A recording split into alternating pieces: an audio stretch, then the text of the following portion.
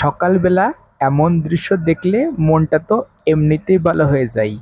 হঠাৎ করে প্রথম দেখলে মনে হতে পারে কারোর উঠানের আঙিনায় মুরগিগুলো খুঁটে খুঁটে খাবার খাচ্ছে, কিন্তু না, এটা একটা রাস্তার পাশের পার্কের দৃশ্য।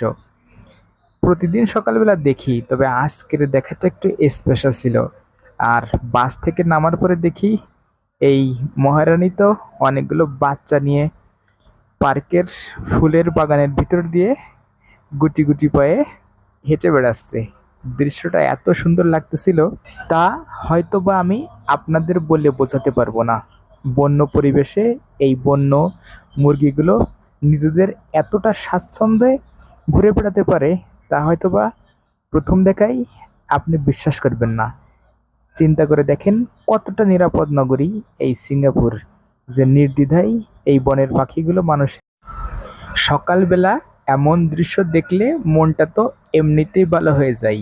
হঠাৎ করে প্রথম দেখলে মনে হতে পারে কারোর উঠানের আঙিনায় মুরগিগুলো খুঁটে খুঁটে খাবার খাচ্ছে, কিন্তু না, এটা একটা রাস্তার পাশের পার্কের দৃশ্য। প্রতিদিন সকালবেলা দেখি, তবে আজকের দেখাটা একটু স্পেশাল ছিল।